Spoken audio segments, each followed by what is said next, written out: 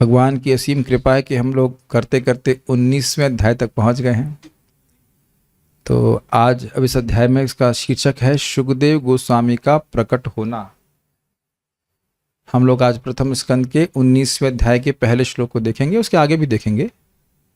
18वें अध्याय में हमने कहाँ समाप्त किया था?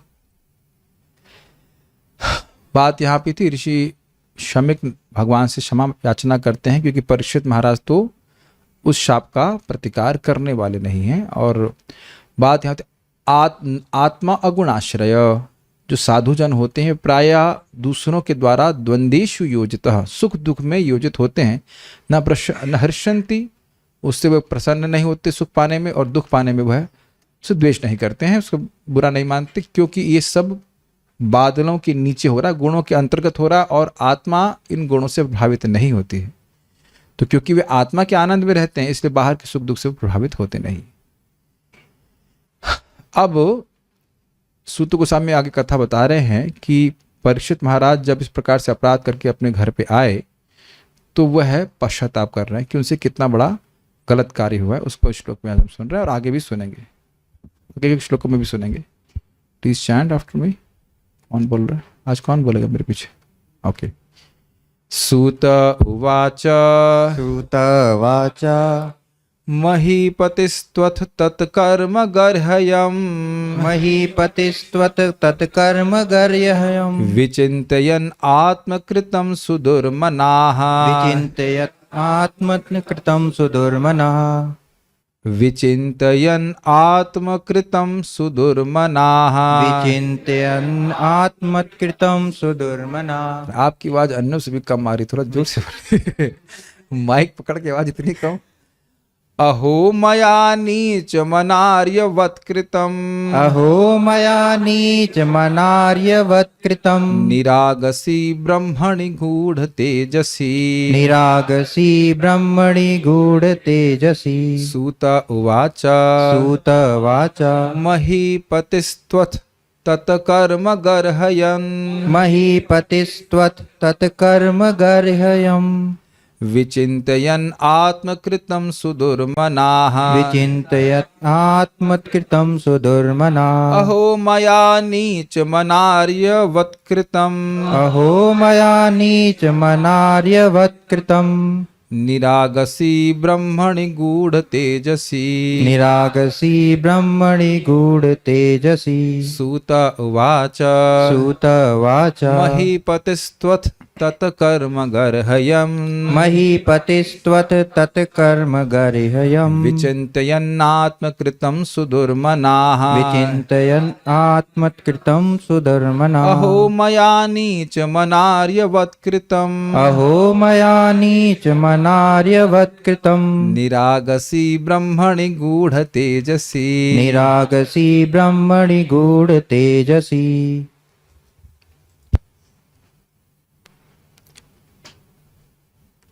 श्री सूत गोस्वामी ने कहा, घर लौटते हुए राजा यानी महाराज परीक्षित ने अनुभव किया कि उन्होंने निर्दोष तथा शक्तिमान ब्राह्मण के प्रति अत्यंत जघन्य तथा अशिष्ट व्यवहार किया है।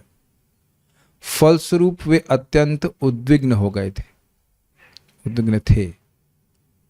अन्वय देखिए, अतः नहीं, अथ इस प्रकार घर वापस आते समय, यहाँ पे अथ का अर्थ है इस प्रकार से, महीपति यानी पृथ्वी के पति, पृथ्वी के स्वामी राजा परीक्षित ने आत्मकृतम अपने द्वारा किया हुआ, तत् उस अर्थात सर्प को ऋषि के कंधे पर फेंकना, गर्ह्यम घृणित कर्म, घृणित और कर्म मतलब कार्य, विचिंतन की चिंता करते हुए, मतलब बार बार सोच रहे थे कि मैंने वो कार्य किया। वो दृश्य उनके सामने वापस उपस्थित हो रहा था।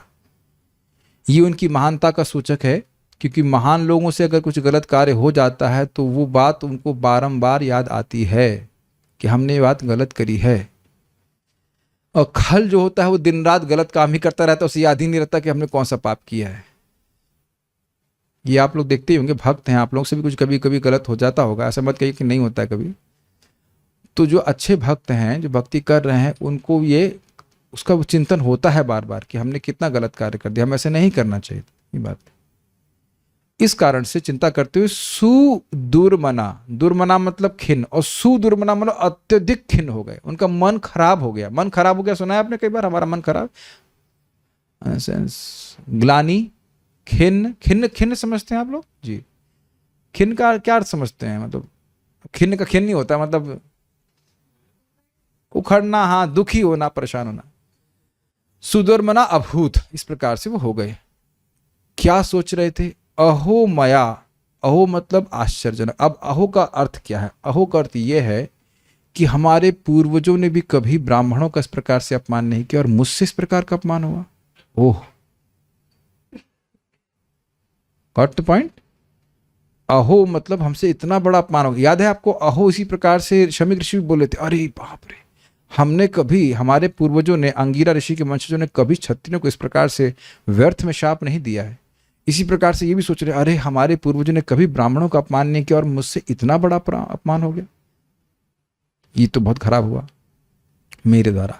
निरागसी, निर्दोष। अब एक बात विचारणीय है कि अश्वत्थामा ब्राह्मण थे और उनको दंड भी दिया गया था अर्जुन के द्वारा। कैच किया आपने पॉइंट? कैच किया? उन्हीं के दादा ने ब्राह्मण को दंड दिया है, लेकिन वह अपराध से युक्त, जघन्य अपराध से युक्त थे। बहुत बड़ा अपराध किया, उसका बहुत थोड़ा दंड दिए थे। पढ़ चुके हैं कि नहीं?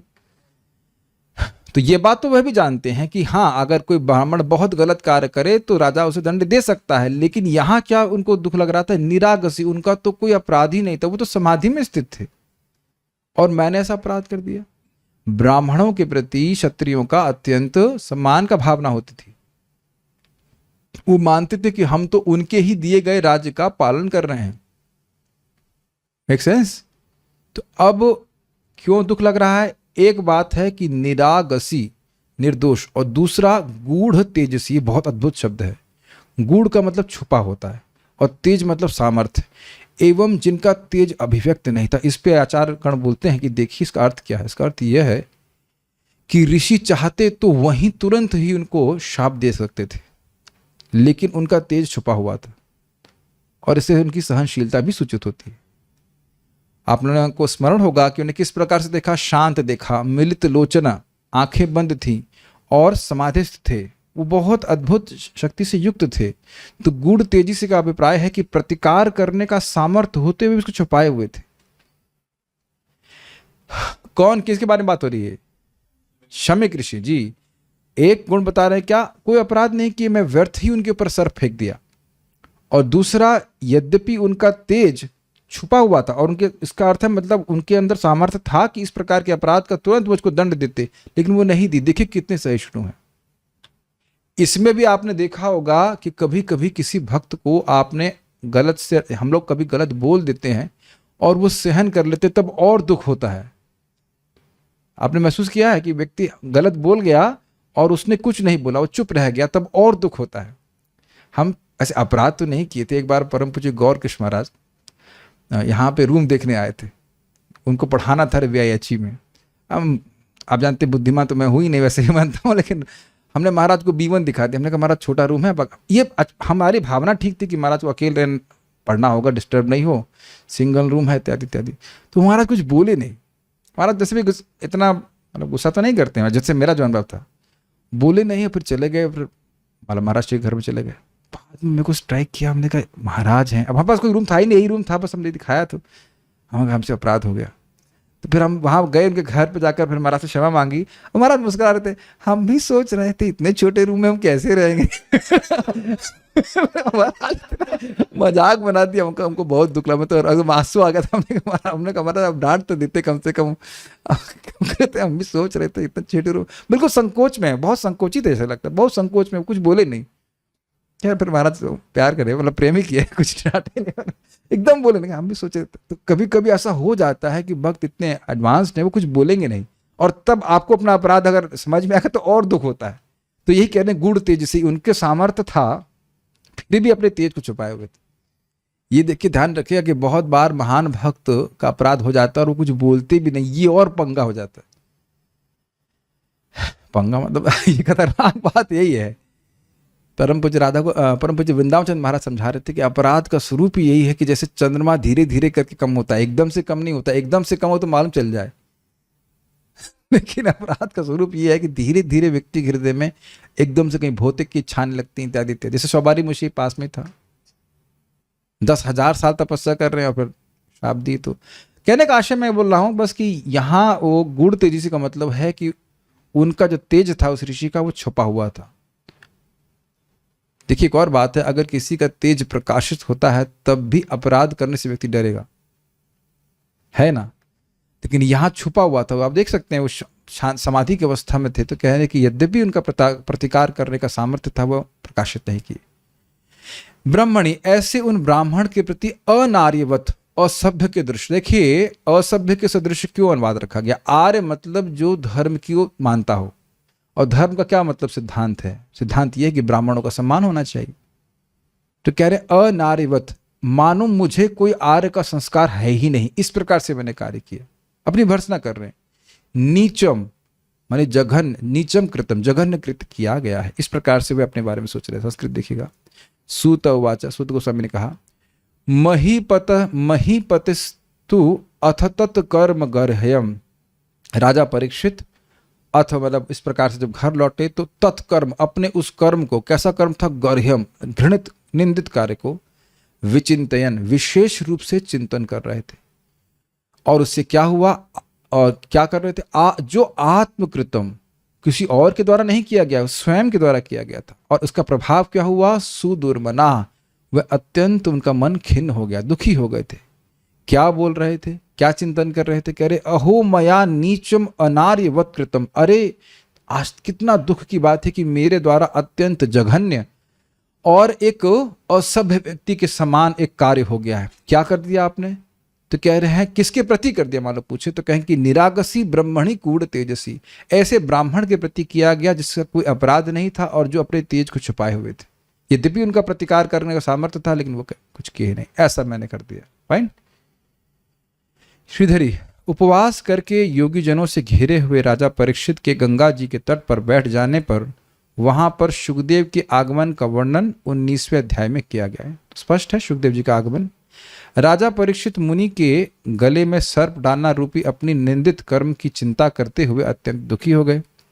राजा की चिंता का ही वर्णन अहोमया, जो आपने भी श्लोक में सुना, इत्यादि 1.5 श्लोक में किया गया है। This one and plus half of next. नीच शब्द पाप का बोधक है, इसीलिए अनुवाद किया गया था जघन्य। जहां अमीवम यह पाठ वेद है वहां भी यही अर्थ है। अब हमको समझ में नहीं आया अमीवन कहाँ है, हमको वो पाठ मिला नहीं, हमको वो पढ़ दे रहा उसको बस। ब्रह्मणी में ब्रह्म शब्द ब्राह्मण का बोधक है। ब्रह्मणी सुना था भी आपने इसमें। गूढ़ तेजसी पद का विग्रह है। गूढ़ तेजो यस्य तस्मिन, जिसका तेज छुपा हुआ है, गूढ़ है, उन ब्राह्मण के प्रति मैंने अपराध किया। बहुत सिंपल टीका है, सारा दर्शनी में। थोड़ा सा अलग बात बता रहे।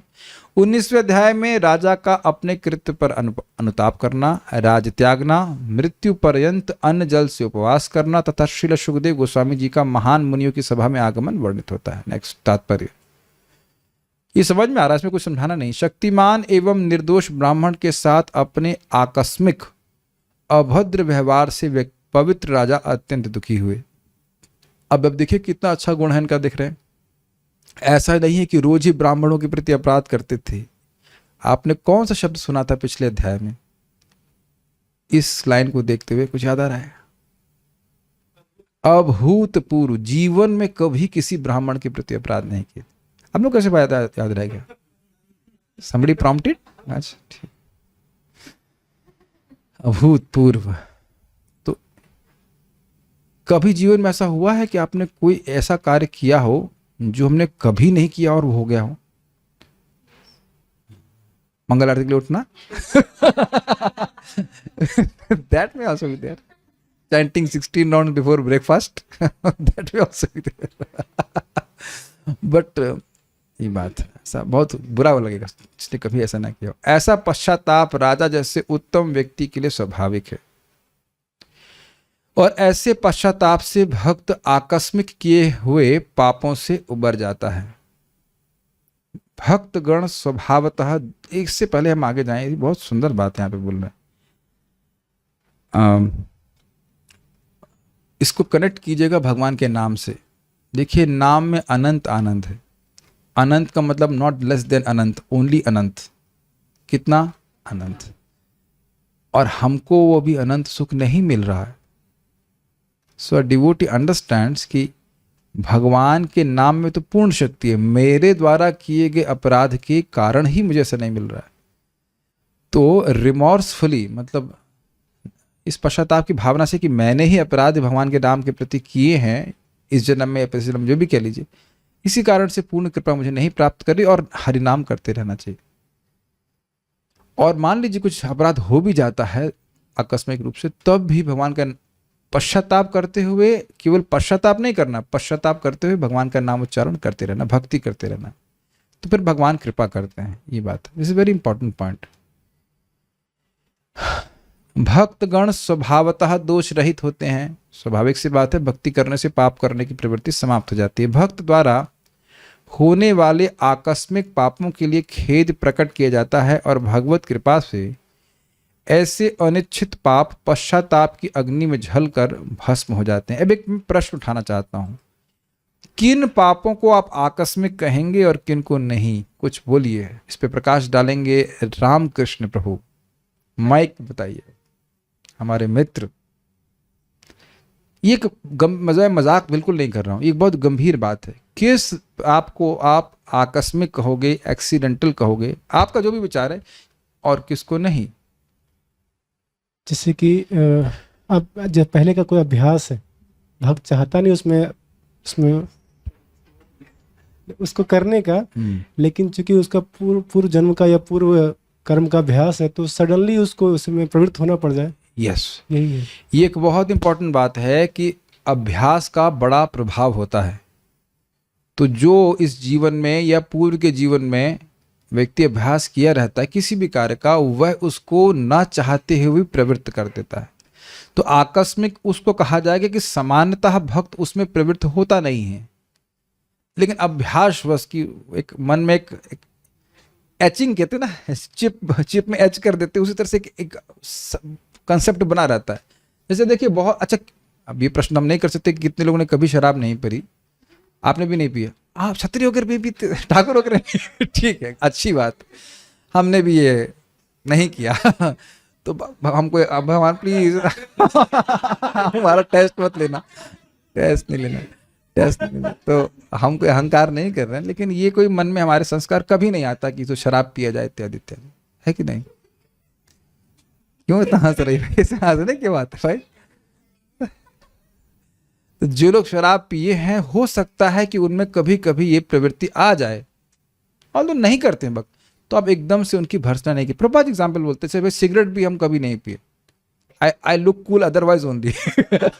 कूल लगने के लिए मुझे सिगरेट पीने की जरूरत नहीं है, तो अब कभी से प्रॉब्लम आती ही नहीं है, इज इट नॉट?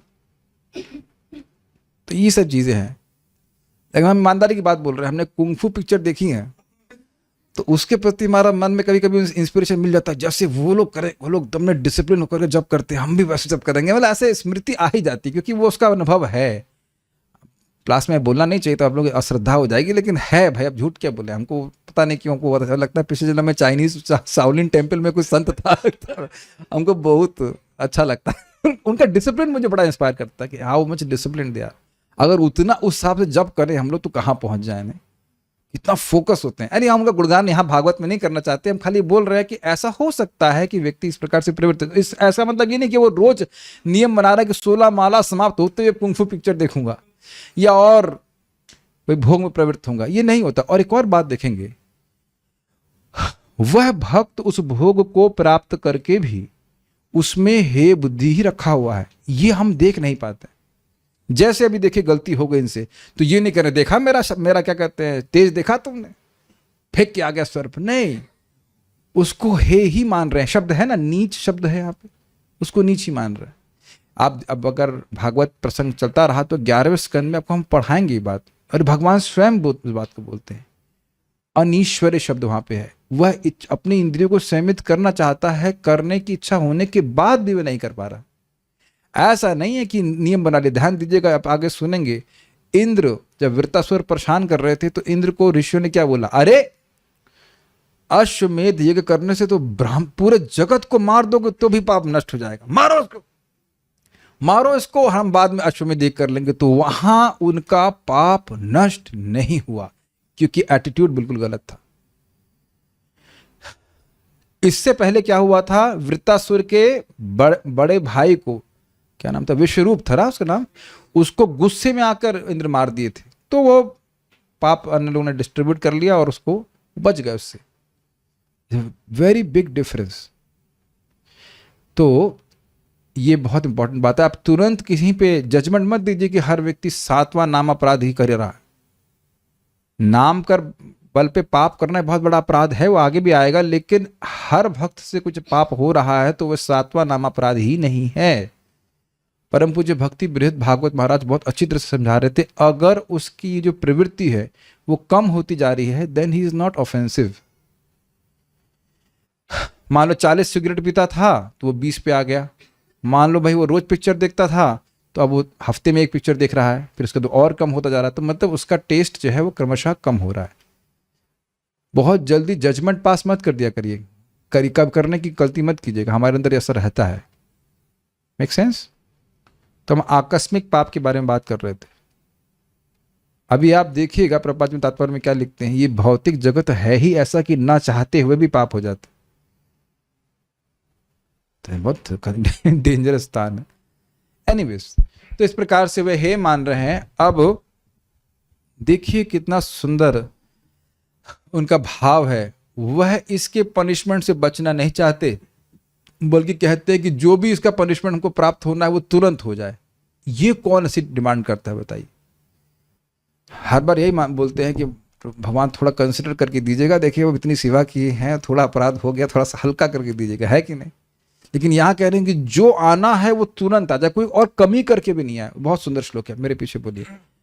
ध्रुवम ततो मे कृत देव हेलना, ध्रुवं ततो मे कृतदेव हेलनात्, दुरत्ययं व्यसनं नाति दीर्घा, दुरन्तयं व्यसनं नाति दीर्घात्, तदस्तु कामं हि अघनिष्कृताय मे, तदस्तु कामं हि अघनिष्कृताय मे, यथा न कुर्यां पुनरेव मद्धा, यथा न कुर्यां पुनरेव मध्या, ध्रुवं ततो मे कृतदेव हेलनात्, ध्रुवं ततो मे कृतदेव हेलनात्, दुरत्ययं व्यसनं नाति दीर्घात्, दुरत्ययं व्यसनं नाति दीर्घात्, तदस्तु कामं हि अघनिष्कृताय मे, तदस्तु कामं हि अघनिष्कृताय मे, यथा न कुर्यां पुनरेव मद्धा, यथा न कुर्यां पुनरेव मद्धा।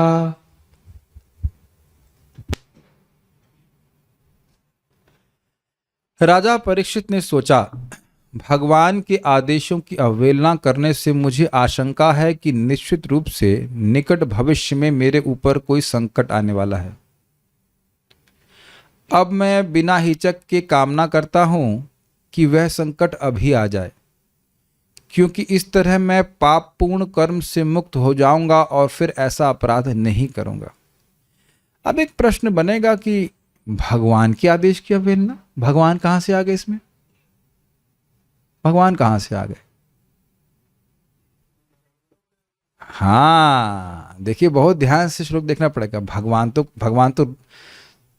ऐसा नहीं तो अरे सर्प मत फेंको, अरे सर्प मत फेंको, है हटो, ऐसा तो कुछ हो नहीं रहा था। ऐसा तो कुछ भी नहीं हो रहा। ये भगवान के आदेश ही है। ये आप आगे जाकर के 10वें स्कंद में सुनेंगे कि ब्राह्मण अगर क्रोधित भी हो तो भी मुस्कुरा करके ही क्षत्रिय को एक उसका स्वागत करना चाहिए। इंद्र महाराज की कथा है ना, उसके एंड में वो यदु कुमारों को शिक्षा देते हैं। बोलते देखो यदु कुमारों, एक ब्राह्मण का धन अनजाने में लेने से नृग जैसे महान पुण्यात्मा को भी सर नहीं छिपकली बनना पड़ा, छिपकला के लीजिए, छिपकला छिपकला बनना पड़ा। तुमको कभी भी ब्राह्मणों का धन नहीं चुराना चाहिए। और मानो अगर कोई ब्राह्मण गुस्से में बोले तो भी मुस्कुरा के ही तुम्हें उसको सहन कर लेना चाहिए। मैं भी ऐसे करता हूं। तो वहां भगवान की आज्ञा है। अब जब ब्राह्मण गुस्सा होकर के बोल रहा है तब मुस्कुराना चाहिए, और जब ब्राह्मण एकदम शांत है और अपराध नहीं किया है और उसके प्रति ऐसा अपमान, तो ये भगवान की अवहेलना नहीं हुई। फाइन, ये बात बोल रहे। तो कह रहे मैं किया हूं, तो अब इसमें कोई संदेह नहीं है कि मेरे ऊपर ये संकट आने वाला है। अन्वय देखिए, ततः अतएव कृत देव हेलनाथ, भगवान की आज्ञाओं का उल्लंघन करने के कारण। देखिए हेलन का मतलब होता है इनडिफरेंस, या हेलन इसका मतलब होता है यू डोंट केयर, मैं परवाह नहीं करता, लापरवाह। मैं मतलब मुझे क्या से शब्द समझाऊं मैं, हेलन फर्क नहीं पड़ता इंडिफरेंस से। देव मतलब भगवान श्री कृष्ण। कृत देव हेलनाथ, भगवान की आज्ञाओं का उल्लंघन करने के कारण मैं मतलब मेरे ऊपर न अति दीर्घात, बड़ा स्पष्ट है। दीर्घ मतलब लंबा, अति दीर्घ मतलब बहुत लंबा, और न अति दीर्घ मतलब बहुत छोटा। ठीक है। अत्यधिक शीघ्र ही, निश्चय ही, दुरत्ययम, दुरत्य मतलब जिसको पार करना कठिन है। कहीं और भी सुने हैं दुरत्य शब्द? मम माया दुरत्यया, जिसको पार करना कठिन है, अत्यंत कठिन। व्यसनम, व्यसनम का अर्थ आप लोग प्राय समझते हैं बुरी आदत, लेकिन व्यसनम का अर्थ विपत्ति भी होता है, तो इसलिए यहाँ पे विपत्ति आने वाली। निश्चित में कार्य किया हूं तो गड़बड़ होने वाला हमारे साथ, ये बात बोल रहे।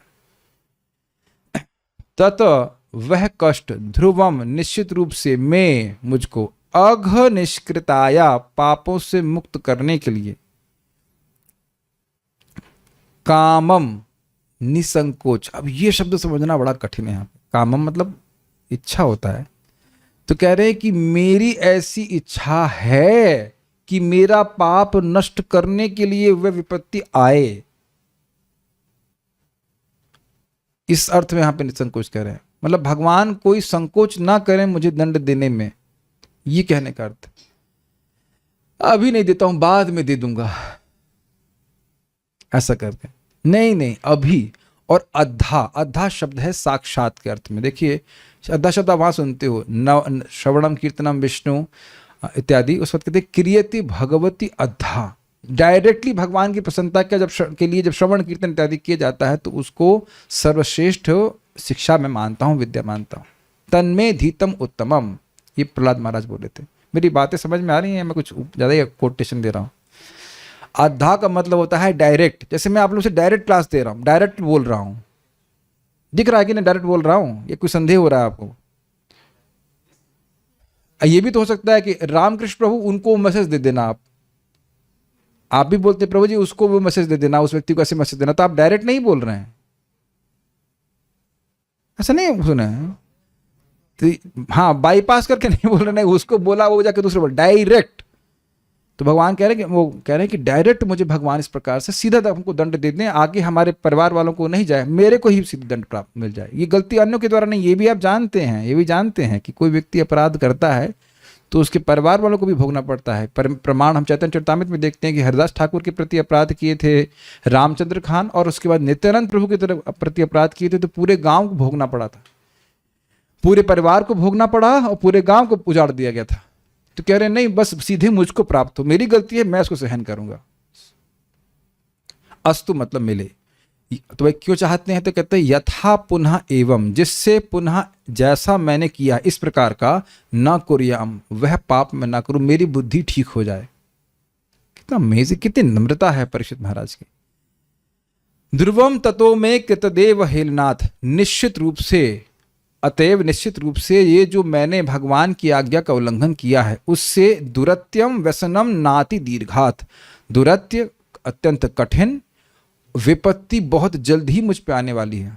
तदस्तु, तो ऐसा ही हो, कामम, मेरी ये इच्छा है, निसंकोच बिल्कुल ऐसा ही हो, ही अघ निष्कृताये, इससे मेरा पाप नष्ट हो जाएगा, मुझे अब आगे और नहीं भोगना पड़ेगा।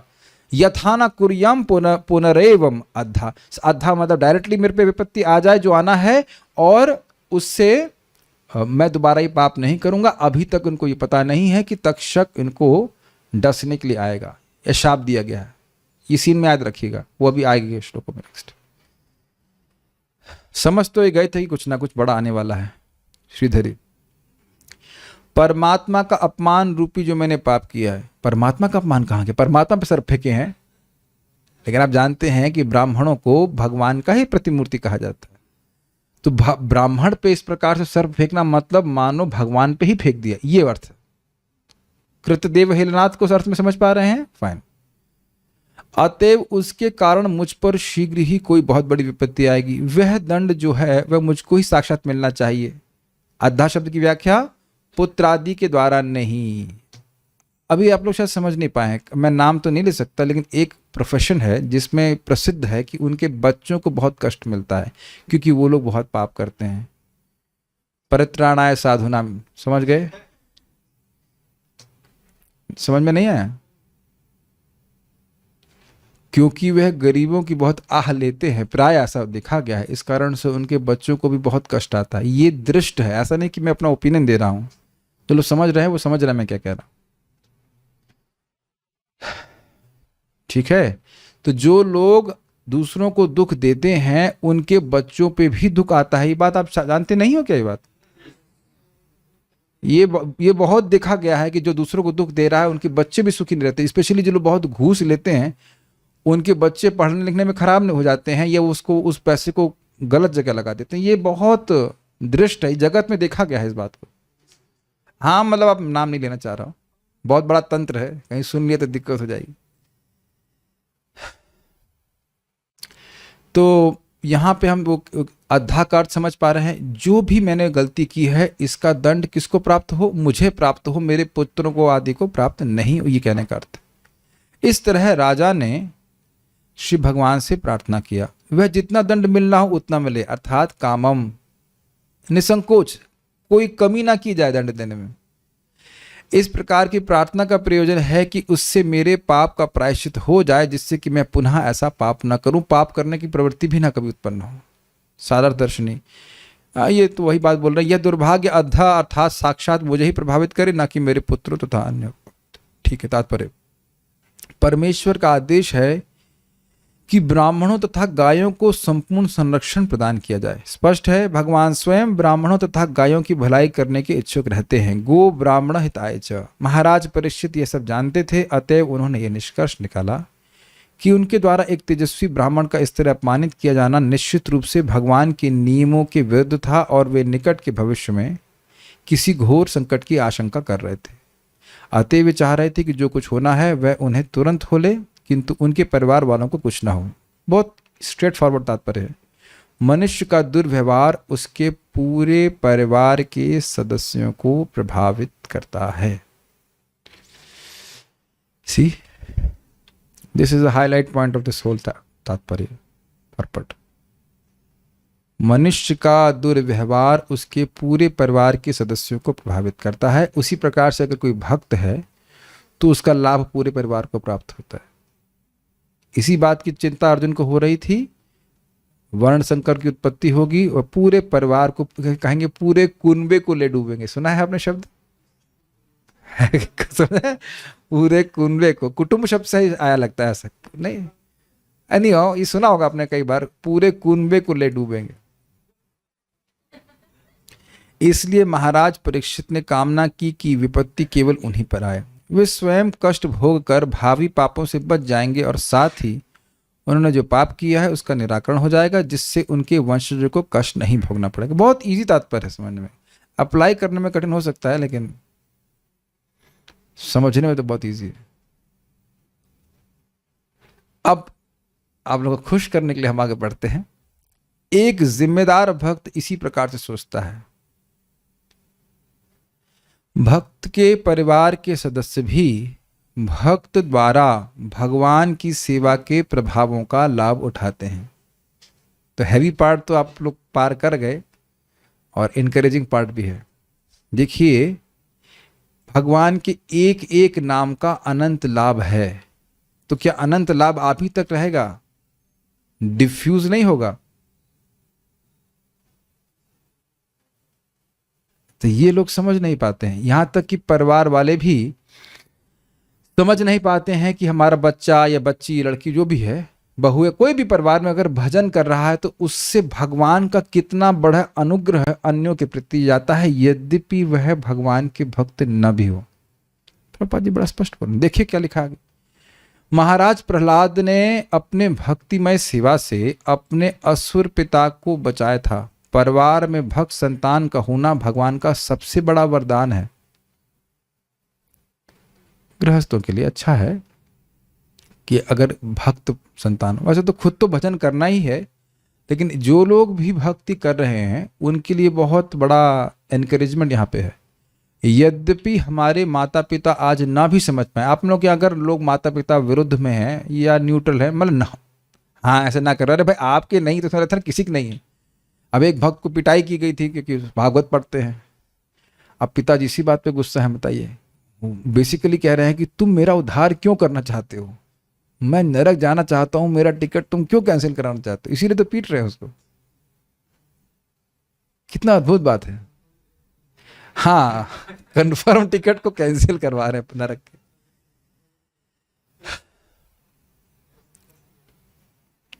लेकिन देखिए हमारे सामने बच्चा बैठा है, प्रेम कृष्णा, भगवान कर ऐसे बैठा रहे।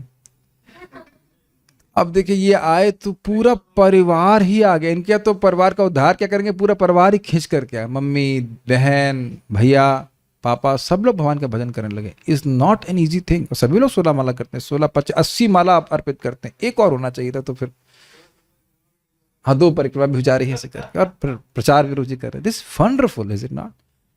Very good.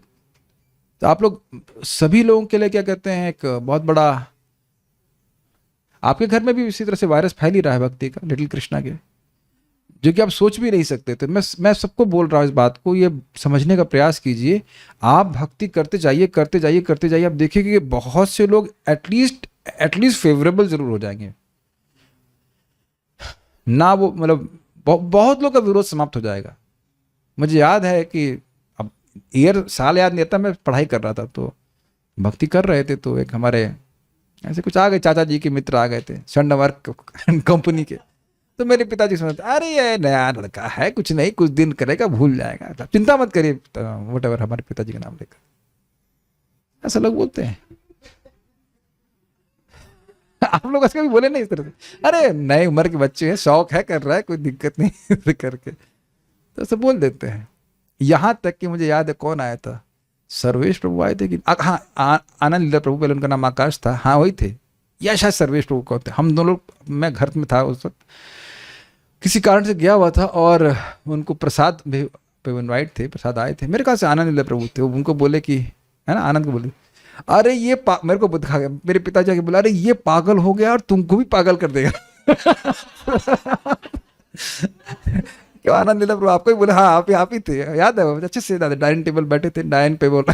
तो अब वो नहीं समझ पा रहे क्या करा जाए। लेकिन देखो अल्टीमेटली पिताजी को यहाँ पे क्रीमेशन मिला ना वृंदावन में,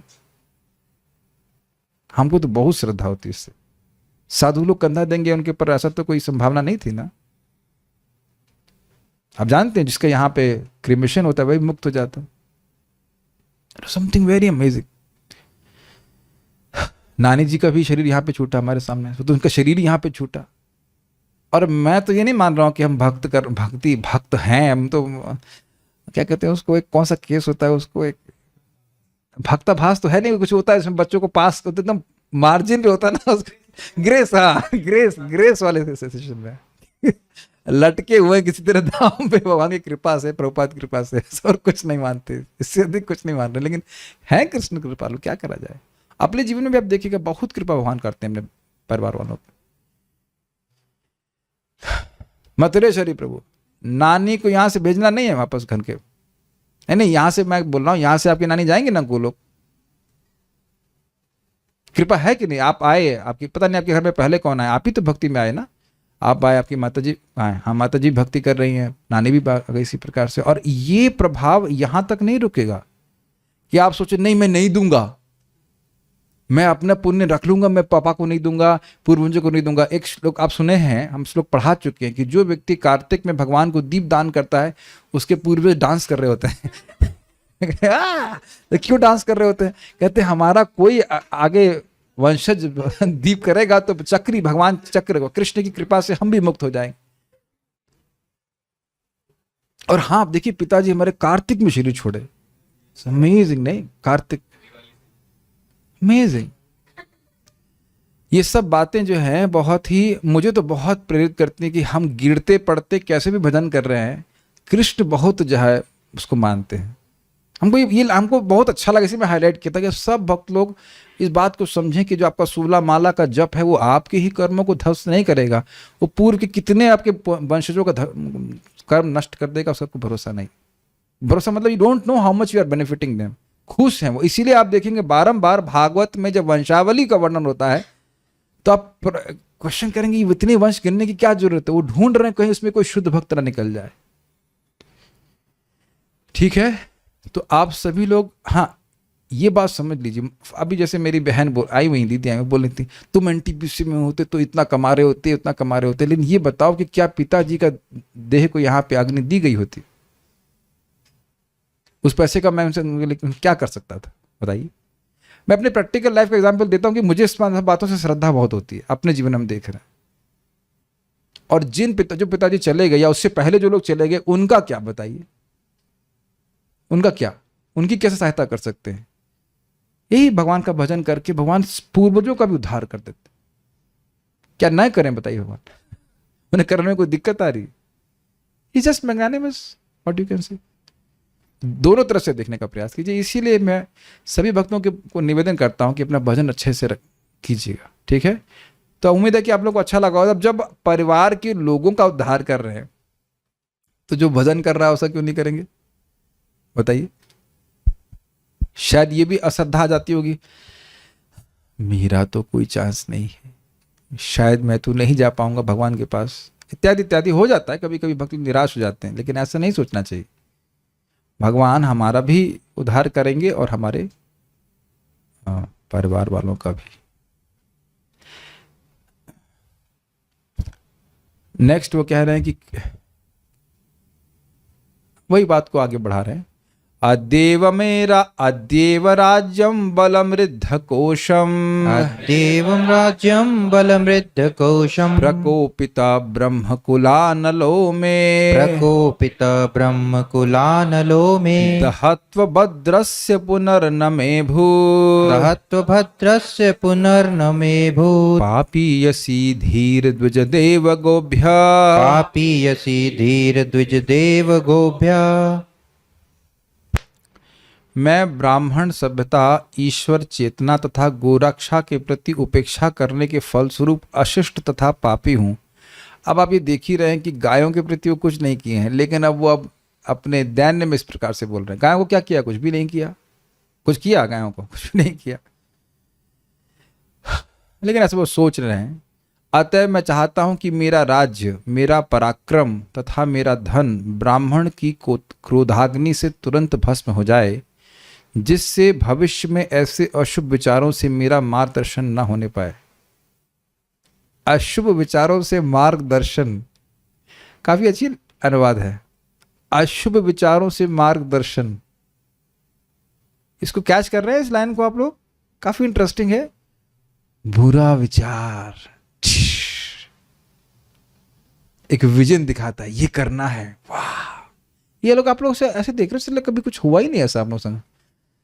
ऑब्वियसली होता है ना, बुरा विचार और उसके अनुसार मार्गदर्शन, यही सतमार्ग है, इस पे चलना है। इस पे पूर्व के भक्त भी इसी प्रकार से चले हैं, वैसे ही उनका पतन हुआ है, तुमको भी वैसे पतित होना है। काफी इंटरेस्टिंग। अशुभ विचारों से मेरा मार्गदर्शन ना होने पाए, मेरी बुद्धि कभी ऐसे ना जाए। ये इसके बड़ी सुंदर सुंदर टीका है। प्रकोपित ब्रह्मकुल, क्रुद्ध ब्राह्मण वंश, समझ में आ रहा है? कुपित, प्रकोपित मतलब अत्यधिक कुपित, ब्रह्मकुल। अनलह क्रोधाग्नि, अनल का मतलब था अग्नि, तो उनके वंश की क्रोधाग्नि। प्रकोपित ब्रह्म कुल अनलह, अगर शब्द ऐसे ले लेंगे केवल अग्नि तो उसका कोई मतलब नहीं है। ब्राह्मण की ऐसे अग्नि कहां से निकल रही? वो क्रुद्ध हो गए हैं तो वो अग्नि के समान है। अद्य, आज, अद्य एव में, आज ही मुझ अभद्रस्य, अभद्र का मतलब भी समझते हैं जो अशुभ हो, पापी के, राज्यम बलम, रिद्ध मतलब धन, च कोशम और समृद्ध कोश को दहतु जलाकर भस्म कर दे। ये ना जिससे मैं पुनः द्विजदेव गोभ्य मेरी पुनः ब्राह्मणों देवताओं तथा गायों के प्रति पापीयसी धी न अभूत पापूर्ण बुद्धि न हो। इंटरेस्टिंग है। अद्येव आज ही राज्य मेरा राज्य बलम मेरा बल रिद्ध का अर्थ क्या लिया गया था? रिद्धि सिद्धि वाला है ना अर्थ। धन और कोश प्रकोपित ब्रह्म कुल प्लस अनल प्रकोपित ब्रह्मकुल की क्रोधाग्नि से दहन हो जाए उसका। मैं अभद्रस्य मेरा जो कि पापी व्यक्ति अभद्र है उसका। क्यों भाई? पुनर्नाम में अभूत ताकि दोबारा मेरा ना हो। क्या ना हो आपका? पापीयसी बुद्धि पाप में प्रवृत्त बुद्धि ना हो। किसके प्रति? द्विज ब्राह्मणों के प्रति, देव भगवान के प्रति, गोभ्य गायों के प्रति। अब गायों के प्रति तो हमको समझ में नहीं आ रहा वो क्यों बोल रहे हैं। गायों के प्रति तो कोई उनकी ऐसी बुद्धि नहीं थी, लेकिन देव और द्विज ये तो समझ में आ रहा है। सबको समझ में आ रहा है। ब्राह्मण के प्रति किया और ब्राह्मण के प्रति अपमान करना भगवान का अवहेलना है, तो इसलिए दोनों का अपमान हुआ। ये बात ठीक। श्रीधरी इस तरह से साक्षात अपने कष्ट की प्रार्थना करके उससे पहले ही कुछ प्रार्थना करते हैं। वे कहते हैं कि ब्राह्मण वंश की जो क्रोधाग्नि है वह आज ही क्रुद्ध होकर मेरे राज्य सेना तथा कोष को भस्म कर दे। अब थोड़ा समझना पड़ेगा अद्येव का मतलब क्या है। रुके नहीं, ऐसा ना हो कि मेरी मृत्यु हो जाए और मुझे आगे इसका कष्ट भोगना पड़े नरक आदि में। और यह भी एक संभावना हो सकती है कि मेरे पाप के चलते इनका क्रोध शांत हो नहीं ब्रह्मकुल का, और मेरे वंशजों को उसको भोगना पड़े।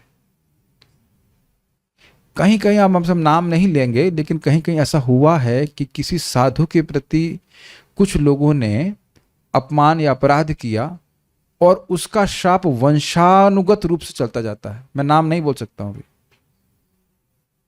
आप समझ रहे होंगे, नटवर प्रभु जानते होंगे, आप कुछ ना कुछ जानते हैं इस तरह से। एक साधु का शाप मिला है कुछ वंशजों को कि भक्ति प्राप्त नहीं होगी। धन प्राप्त होगा लेकिन भक्ति प्राप्त नहीं होगी। उस साधु के प्रति अपराध किया गया था तो उन्हें ऐसा शाप दे दिया। ऐसा भी देखा गया है। हम सबका हम बात डिटेल में वर्णन नहीं कर सकते हैं, बट हम इतना बोलना चाहते हैं कि साधु का कहीं कहीं होता है, जैसे कहते हैं ना कि हमारे वंश को एक साप लगा है जिस कारण से हम लोग समृद्ध नहीं हो पाते। ये सुना है आपने कभी?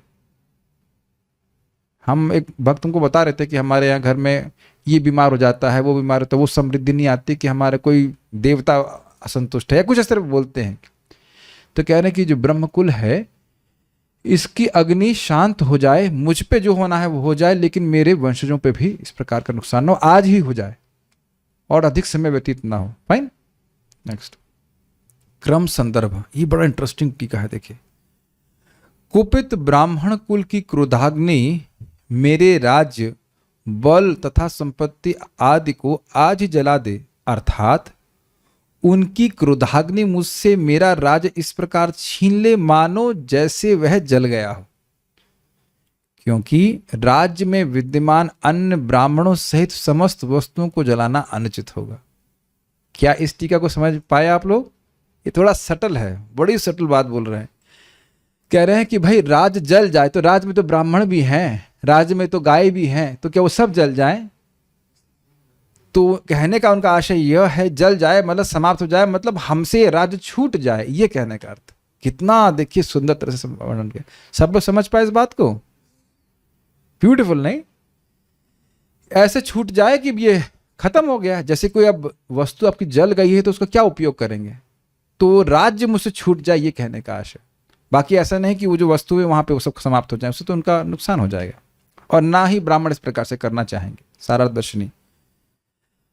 अब मेरी मति द्विजों तथा देवताओं के लिए दुखकारी ना हो। स्पष्ट है। पापी यसी, क्या शुल्क था उसमें? पुनर्नामे भूत पापी यसी धीर द्विजदेव गोभ्य। फाइन, आदर बुद्धि रहे उनके प्रति। तात्पर्य, प्रगतिशील मानवीय सभ्यता ब्राह्मण संस्कृति, ईश्वरी चेतना तथा गोरक्षा पर आधारित है। उपर्युक्त एक मिनट, प्रगतिशील मानवीय सभ्यता का अर्थ क्या है? कौन सी प्रगति? आध्यात्मिक प्रगतिशील मानवीय सभ्यता। क्योंकि जिस प्रकार से प्रगति के कंसेप्ट हमारे हैं उसमें ब्राह्मण, ईश्वरी चेतना और गाय रक्षा का कोई स्थान नहीं है। सी, वो प्रगति जो भगवान के धाम की ओर हो रही है, ये बात बोली जा रही है। भौतिक वस्तुओं की प्रगति को प्रगति नहीं कहा जाता। उपर्युक्त सिद्धांतों के संबंध में ही व्यापार, वाणिज्य, कृषि तथा उद्योगों के द्वारा राज्य के सारे आर्थिक विकास को पूरी तरह उपयोग में लाना चाहिए, अन्यथा सारे तथा कथित आर्थिक विकास अवनति के साधन बन जाते हैं। मतलब जो कुछ भी है वह इन तीनों के पीछे होना चाहिए, उनको नष्ट करने वाला नहीं होना चाहिए। मेरी सारे कमेंट समझ में आ गए? ईश्वरी चेतना को नष्ट करने के लिए आर्थिक विकास नहीं होना चाहिए। Is it okay? हाँ, गायों को नष्ट करने के लिए टेक्नोलॉजी नहीं होनी चाहिए, ब्राह्मणों को बंद कर देने के लिए नहीं होना चाहिए। फाइन जी। गोरक्षा का अर्थ है ब्राह्मण संस्कृति को भोजन प्रदान करना जिससे ईश्वर चेतना प्राप्त होती है और इस तरह मानवीय सभ्यता में पूर्णता आती है। बहुत स्पष्ट है, गायों के द्वारा जो दूध होता है वह फाइन टिश्यूज को बनाता है दिमाग में। ये पहले मैं कुछ बात को समझ नहीं पाता था, लेकिन अब मैं समझ रहा हूं कि देखिए, जैसे हमारी क्लास में बहुत सी सूक्ष्म बातें होती हैं for which you need fine intelligence. आप लोग सब स्वीकार करेंगे कि अभी जो भी पढ़ाई है उसमें केवल रटंत विद्या होती है। Is it not? आपने पढ़ा, उसको उगल दिया, आपने पढ़ा उगल दिया, तो है कि नहीं? तो कितना परसेंट उगल दिया उतना नंबर मिल जाते हैं। गलत तो नहीं बोल रहे हैं, यही तो होता है। और उसी से जरा बुद्धि का अंदाजा लगा लिया जाता है, लेकिन विश्लेषणात्मक चीजें भी बहुत कम होती हैं, और अगर वह होती भी है तो सूक्ष्म विचार तो होता ही नहीं है। आप कहो कि हाँ प्रभु जी फिजिक्स में पढ़ाना होता है, पढ़ना, वही प्रॉब्लम होती है, वही सब उसको समझ लिया, वही इंटीग्रेशन, वही कैलकुलस, उसमें कुछ सूक्ष्म विचार कुछ भी नहीं होता। बहुत रेयर कहीं सूक्ष्म विचार होता है, थोड़ा बहुत साइंटिस्ट लोग करते हैं सूक्ष्म, लेकिन वह भी सूक्ष्म विचार भौतिक होता है। विवेक का ट्रेनिंग कहाँ हो रही है? So people are not getting trained. तो उसी प्रकार से अंट संट खाते हैं, वही आप सुन भी चुके हैं, वही सब रस में परिवर्तित होता है, वैसे तंतु बन जाते हैं, तो समझने की क्षमता ही समाप्त हो जाती है। देखा जा रहा है। मुझे तो हंसी आ रही थी, हम लोग अरसेना में क्लास दे रहे थे, तो मैंने कई बार बोला इंद्री तृप्ति, इंद्री तृप्ति। तो बाद में एक लड़का पीछे किसी पूछ रहा, भाई ये इंद्री तृप्ति क्या होता है? उनको समझ नहीं आ रहा इंद्री तृप्ति क्या होता है। जब जिसको पता ही नहीं है कि इंद्री तृप्ति क्या होता है, तो वो क्या करेगा इंद्रियों का? सही हम बताइए।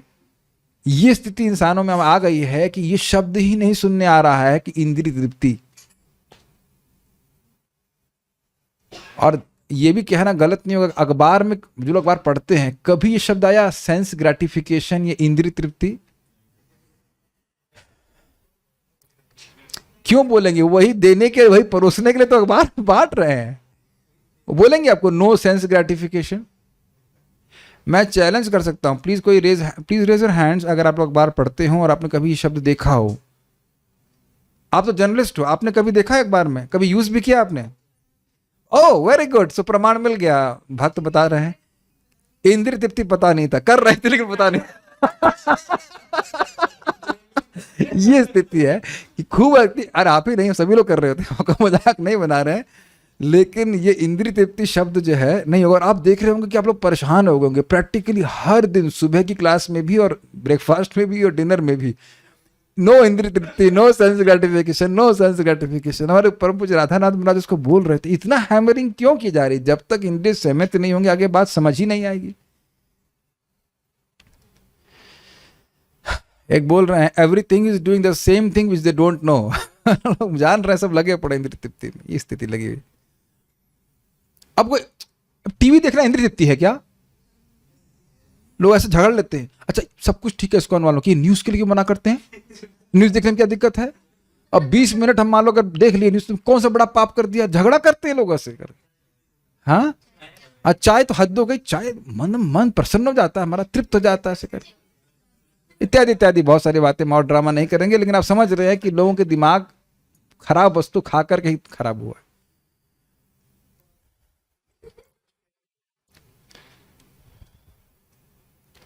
कितना अभी भी आप लोग विचार करते हो कि नहीं खाना किसने बनाया है, ये भोग है कि प्रसाद है, इत्यादि इत्यादि।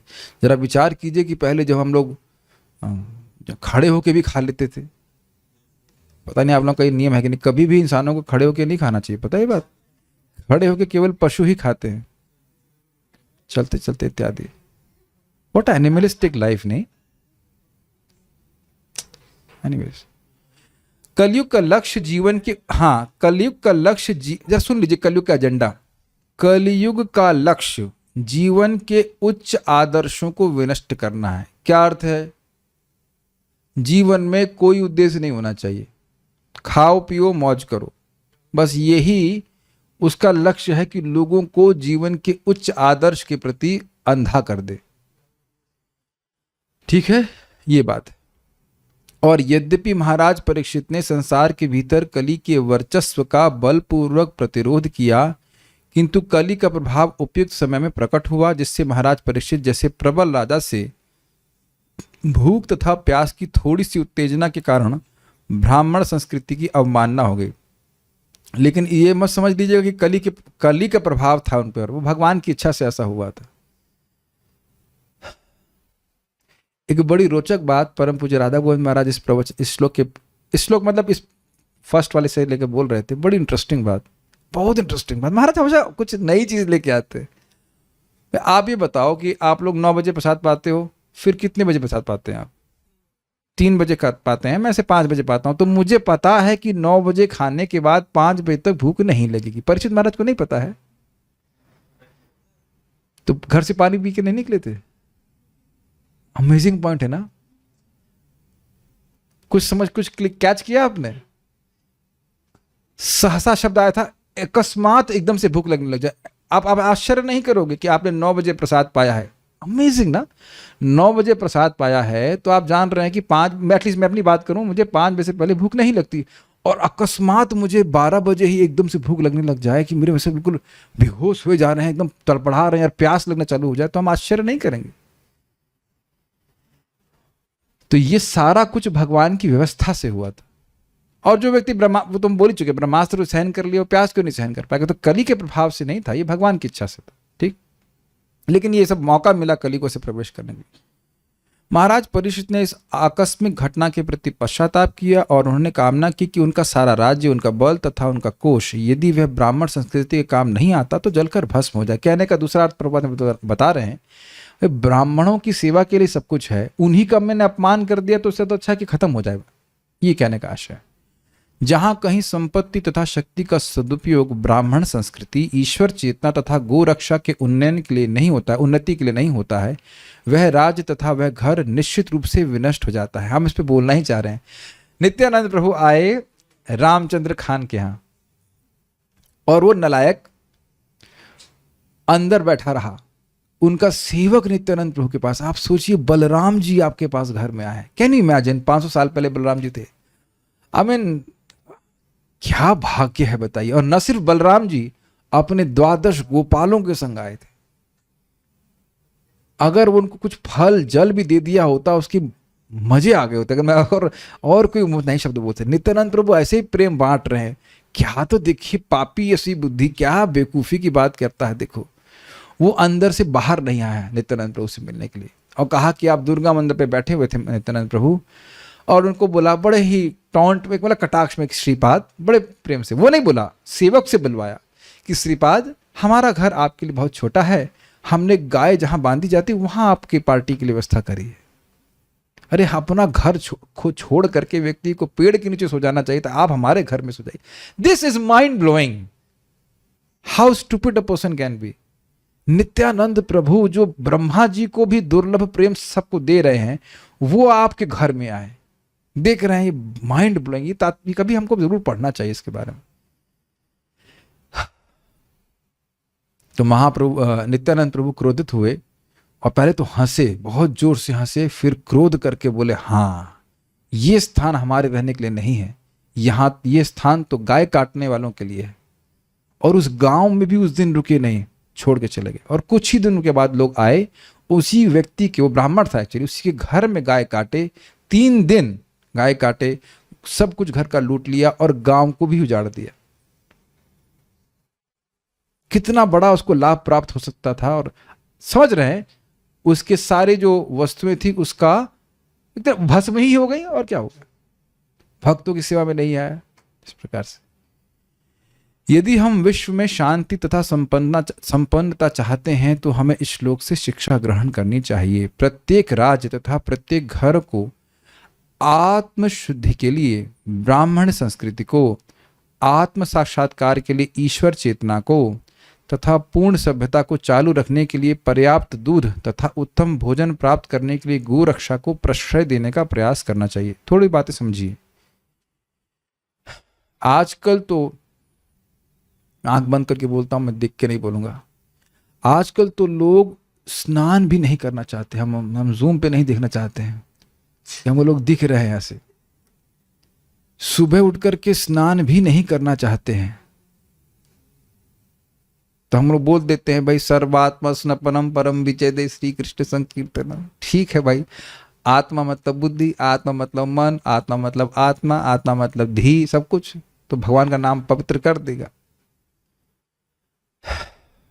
बुरा मत मानिएगा। देखिए, इस मंच से धर्म की शिक्षा दी जाती है तो उसको प्लीज बुरा मत मानिएगा। लेकिन सुबह उठ करके स्नान भी नहीं करना चाहते लोग। एक भक्त बोल रहे ओम पवित्र, ओ पवित्र हुआ, तो रोज ऐसा ही बोल के काम चला लेंगे कि नहीं। And it just feels normal to everyone कि नहीं स्नान कर रहे तो क्या कठिनाई है। ऑब्वियसली मैं ऐसा नहीं कह रहा हूं कि सभी लोग ऐसा कर रहे हैं, लेकिन जो लोग नहीं कर रहे हैं उस पर वह विमर्शन करें, बुरा नहीं माने इस बात को, विमर्शन करें कि क्यों नहीं उठ करके स्नान कर रहे हैं।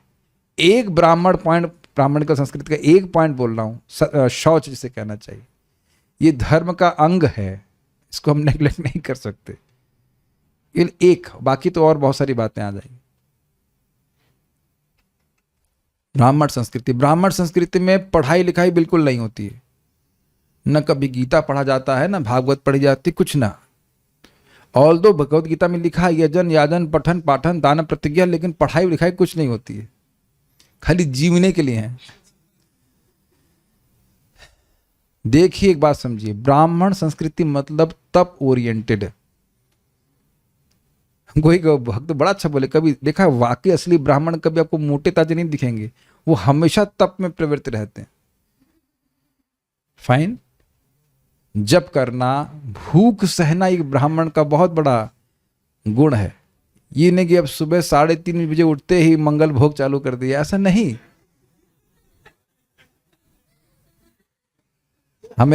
हम नाम नहीं रखेंगे। हमारे जूम में एक बच्चा है, वो भी मतलब ब्राह्मण परिवार से, मैंने कह रहे कितने बजे उठते थे, कहते 7 बजे। ने स्कूल कितने बजे था? 7 बजे 7 बजे उठ कर 7 बजे चले जाते, क्या भाई स्नान कैसे करते थे आप? जो भी मतलब आगे पीछे 10-5 मिनट में कर लेते होंगे। तो ये ब्राह्मण संस्कृति नहीं है, ठीक है। तो अब ये कार्य केवल पांडे, उपाध्याय, भारद्वाज को ही नहीं करना है, सभी लोगों को करना है। आप ये देख रहे हैं कि आप लोगों को पहली ट्रेनिंग तो भूख सहने की ही दी जा रही है। मंगल आरती में 3:30 के लिए उठना पड़ता है, 3-3:30 बजे मिलता है प्रसादम, 9 बजे। हम लोग को तो मिल जाता है, गृहस्थों को बेचारों को 10 बजे 11 बजे मिलता है, और कभी कभी वो भी नहीं मिलता, दूध पी के चले जाते। ऐसे मैं थोड़ा एग्जैजरेशन कर देता हूँ, हमेशा नहीं होता ऐसा है, लेकिन ये सब रिपोर्ट्स आती हैं। लेकिन कहने का अर्थ है कम से कम 5-6 घंटे की भूख आपको सहन ही करनी है कि नहीं? और अब लोग अभ्यस्त हो गए, लेकिन आप पहले का जीवन देखिए, उठते ही 7 आदमी ब्रश अगर कर लिया तो इसके बाद कहेगा आज क्या बना है खाने में। तो ये संस्कृति है नहीं सर, ठीक है। तप करना सीखे, जप करना सीखे। आत्म साक्षात्कार के लिए ईश्वर चेतन तो बड़ा स्पष्ट है, भक्ति के मार्ग को स्वीकार करे, उससे अपने आप स्वरूप प्रकट हो जाता है। और पूर्ण सभ्यता के लिए भोजन को ठीक करे, दूध हो, और ये दूध किसका? बकरी और भैंस का नहीं, ऊँटनी का दूध नहीं सभी लोग पी सकते हैं। दूध मिले गाय का, भैंस का दूध पीने से बुद्धि मोटी हो जाती है, ये सब समझना चाहिए। जो लोग दूध नहीं पीते हैं गाय का, और सॉरी पीते हैं गाय का, वह भैंस का दूध नहीं पी पाएंगे, उनको अजीब सी महक उसमें आएगी। अब ये सब कहेंगे सब बातें क्यों बोल रहे हैं? फिर ये बताइए भगवान गीता में क्यों बोल रहे हैं खाने पीने के बारे में, क्यों बोल रहे हैं?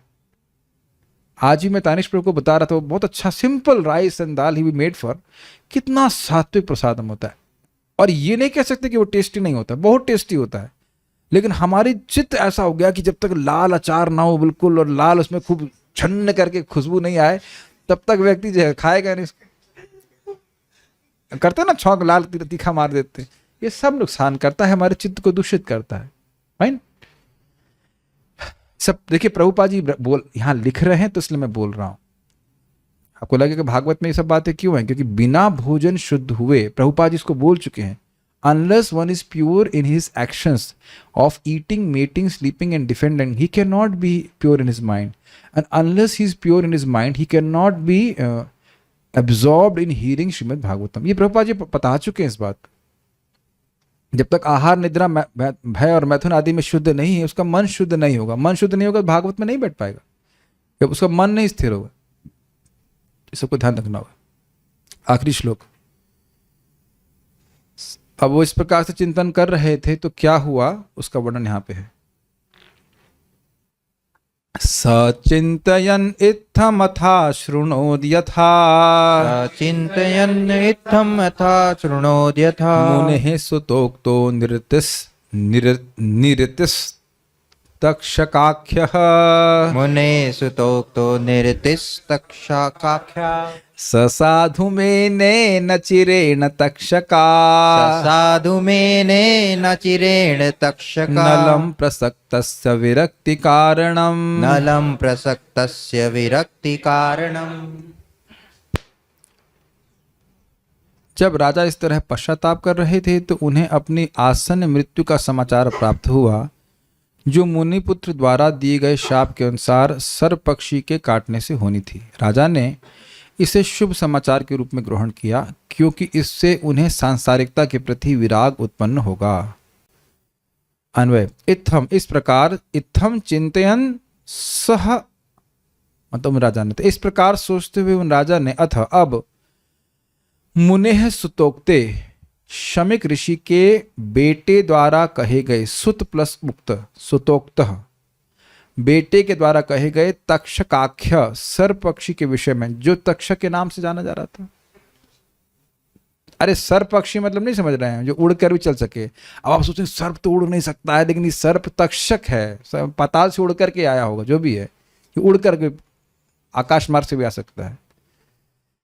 सर्प पक्षी में निरति यथा तथा अशृणोत, 7वें दिन उनकी मृत्यु जैसे हो जाएगी उसके विषय में सुना। जरा सुनने के समझने का प्रयास किया। निरति मतलब होता है मृत्यु, निरति यथा, जैसे मृत्यु होगी, तथा अशृणोत, वैसा सुना।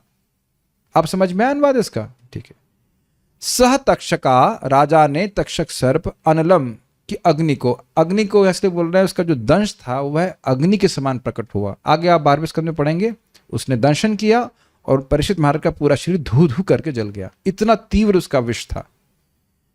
साधु मैंने, साधु का मतलब अच्छा, अच्छा तथा शुभ स्वीकार किया, सुना कैसे मृत्यु होगी, और तक्षक के द्वारा, तक्षक के दंश के द्वारा जो अग्नि प्रकट होगी उसको अच्छा माना।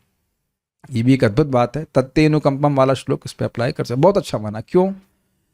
यतः, क्योंकि उसके द्वारा प्रसक्तस्य न चिरेण विरक्ति कारणम, विषयों में आसक्त राजा की बहुत शीघ्र ही विरक्ति हो गई।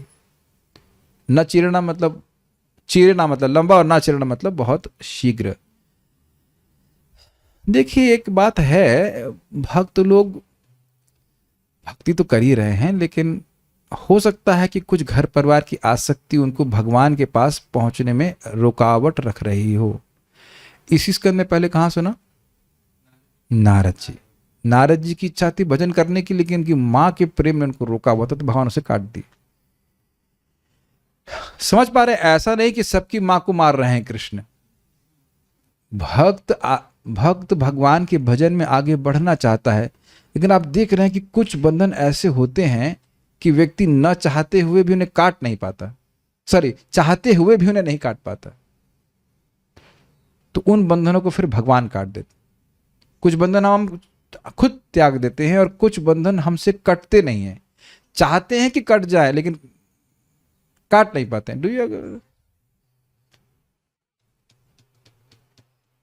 एक गाना याद आने लगा इसके ऊपर, ठीक है छोड़िए। कहां से? No no no, will not remind you of any songs. Suddenly Krishna is reminding me of that song, ठीक। बट द आइडिया इज कि we become attached to things and people, और उसका हमारी भक्ति में से ह्रास होता है, तो भगवान उसको स्नैप कर देते हैं।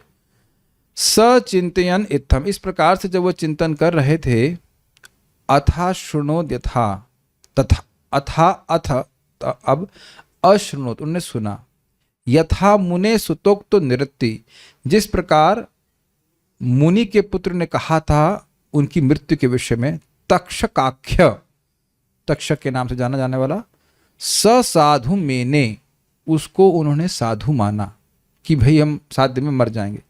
न चिरेणा, बहुत जल्दी ही इस प्रकार से उनकी मृत्यु प्राप्त, न सॉरी, न चिरेणा तक्षकानलम, ये जो तक्षक रूपी अग्नि है बहुत जल्दी प्रसक्तस्य, उन आसक्त राजा की विरक्ति का कारण है, इसलिए बड़ा अच्छा माना उन्होंने।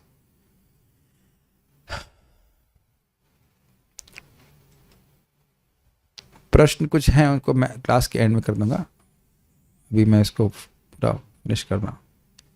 श्रीधरी, उपयुक्त प्रकार से जब राजा चिंतन कर ही रहे थे, उसी समय उन्होंने सुना कि मुनि के पुत्र ने उनको उसके 7वें दिन मृत्यु का शाप दे दिया है।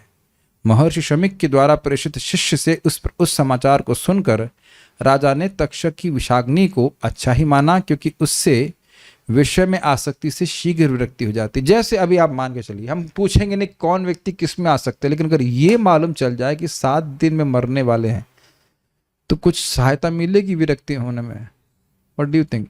हम दुनिया की बात मत करिए, आप अपनी बात कीजिए। कितना भी आसक्ति हो, इस समय अपनी सिचुएशन को देख लीजिए। हर व्यक्ति, अब हमको यहां बताने की जरूरत नहीं कौन व्यक्ति किस में आसक्त है, लेकिन ये तो मान रहे हैं ना कि आसक्ति के कारण यह है कि हम सोच रहे हैं कि बहुत लंबा जिएंगे। अब इतनी लंबी जिंदगी अकेले कैसे बिताएंगे? नो कमेंट्स अगेंस्ट एनीवन, हर आदमी ऐसे सोचता है। शादी करने का यही तो कारण होता है, अकेले कैसे रहेंगे। पैदा तो 100 लोगों के संग हुए थे ना, हम मरेंगे भी 100 लोगों के साथ में हमारे। एनीवेज, लेकिन इंद्रिय तृप्ति करने में एक मूल बात यही है, आसक्ति को पाली रहने का मूल कारण यह कि हम बहुत लंबा जिएंगे, हमको विश्वास। Do you agree? यस। तो अगर ये मालूम चल जाए कि 7 दिन में मरेंगे, तो वाकई व्यक्ति विरक्त हो जाएगा। इस पर एक छोटी सी कहानी बताऊंगा, फिर हम आगे बढ़ते हैं। एक बार एक व्यक्ति एक बहुत प्रसिद्ध हाथ देखने वाले के पास गया, और वो डिवोटी था या जो भी था, उसने कहा तुम तो 1 हफ्ते में मरने वाले हो। सुना आपने कथा? बड़ी इंटरेस्टिंग कथा है। अरे अब तो उसका दिमाग ही खराब हो गया, इतना बड़ा ज्योतिष ने बोल दिया। तुरंत वो भजन में लग गया, भगवान की भक्ति करने लग गया खूब। 1 2 3 शनिवार आने वाला था, जो भी था, संडे जिस दिन, और संडे को भी वो नहीं मरा। 7 दिन पूरे हो गए, तो फिर वह ज्योतिष के पास आया, कहा आपने तो कहा था कि 1 हफ्ते में तुम मरने वाले हो, मैं तो नहीं मरा। तो कहते हैं कि किसी दिन तो मरोगे ना? कहते हैं हाँ। तो वो 1 हफ्ते के अंदर ही तो होगा। समझ? इसलिए मैंने आपको भविष्यवाणी करी, तुम 1 हफ्ते में मरने वाले हो। है कि नहीं? तो उस व्यक्ति को लेकिन शिक्षा जरूर प्राप्त हो गई कि भाई भजन करना चाहिए। ठीक है। वैसे ये सच्ची घटना भी, एक ज्योतिष ने हमारे भाई के बारे में बोल दिया था, कजिन भाई के बारे में, कि 3 दिन में मरने वाला है। और देखो आश्चर्य का बोला, जब मैं बाली जा रहा था प्रचार करने के लिए, और मैं भी क्या बुद्धू था, मैंने उसे फोन करके बोल दिया, और बेचारे की हालत खराब हो गई। तुरंत 1 माला से 6 माला पे आ गया, हरे कृष्ण हरे कृष्ण। अभी मरे नहीं, परसों फोन आया था, हमारा परसों नरसों जब भी आया हो, मरे नहीं वो। लेकिन ऐसा नहीं कि सब काम वैसे ही होता है, लेकिन भय से भी आदमी भजन कर लेता है। ठीक है, सारार्थ दर्शनी। ये इंटरेस्टिंग है, और डिटेल में बताएंगे। शमिक ऋषि द्वारा प्रेषित गौरमुख नामक शिष्य से महाराज ने सुना, गौरमुख नाम के शिष्य थे, वो भेजे गए थे, कि वह किस प्रकार 7 दिनों में तक्षक दंश से मर जाएंगे, जैसा कि मुनि सूक्त द्वारा उक्त हुआ था। हे राजन, अज्ञान के कारण अपने बालक द्वारा दिए अभिशाप के विषय में सुनकर तथा निरंतर उस पर अनुताप करते हुए हमारे गुरुदेव ने अपने पुत्र को फटकारा तथा श्राप के प्रतिकार का कोई उपाय न देखते हुए अत्यंत खिन्न हो गए। ये किसके शब्द हैं? गौरमुख के। आपके प्रति कारुण्य से पूरित होने के कारण उन्होंने मुझे आपके पास एक संदेश सहित भेजा है कि इस स्थिति को समझते हुए महाराज को अपने प्रयाण हेतु प्रबंध करना चाहिए। ये इस तरह से उनको मालूम चला था, क्योंकि इससे पहले तक आप जान रहे हैं कि कुछ आएगा, लेकिन अब क्या आएगा उनको पता नहीं था। यह कहकर जब शमिक मुनि का दूत चला गया तो महाराज अपने अपराध की क्षमा मांगने के लिए मुनि के आश्रम जाने के भी इच्छुक थे। हाँ, परंतु यह विचार करते हुए कि मुनि लज्जित होंगे तथा क्योंकि वह स्वयं भी इस श्राप को अंत करने के अनिच्छुक थे, अतः वह नहीं गए। इसको थोड़ा समझने का प्रयास कीजिए। अगर अपराध का क्षमा मांगने जाते तो शायद मुनि कुछ ना कुछ व्यवस्था बनाते थे। कई बार आपने सुना है ना कि किसी मुनि ने अपराध किया और क्षमा मांगे तो कहते ठीक है, ये होगा तो हमारा श्राप उस समय समाप्त हो जाए। कई बार सुना आपने अकेले। हाँ, अब देखिए इनके हृदय की उदारता कि हम इतने बड़े राजा हैं, ये तो जान ही रहे हैं, और मैं जाकर के उनसे क्षमा मांगूंगा तो वह लज्जित हो जाएंगे। वो दुख भी वह श्रमिक ऋषि को नहीं देना चाहते हैं। देखिए इनके हृदय की सॉफ्टनेस, सौम्यता, मृदुता कहते हैं, मृदुता। ये थोड़ा समझने का प्रयास कीजिए। शमिक ऋषि ने कोई अपराध नहीं किया था, उनके बेटे के प्रति अपराध था। बेटे ने अपराध किया था, अपराध ने शाप दिया था, और ये कह रहे कि मैंने अपराध किया हूं और उस अपराध को वो ग्रहण नहीं करेंगे, मुझे पता है, और जब मैं क्षमा मांगने जाऊंगा तो वो लज्जित होंगे। और ये जानते हैं कि अगर वो मांगने गए, अपराध को क्षमा मांगने के लिए गए, तो शायद उनका बच्चा भी है, वो भी कुछ तो समाधान निकाल लेते इस श्राप से बचने का। लेकिन वो अपने ऊपर इतना बड़ा श्राप सहन करने के लिए तैयार हैं, उनको लज्जित करने के लिए तैयार नहीं। See the amazing quality of Parikshit Maharaj, अद्भुत।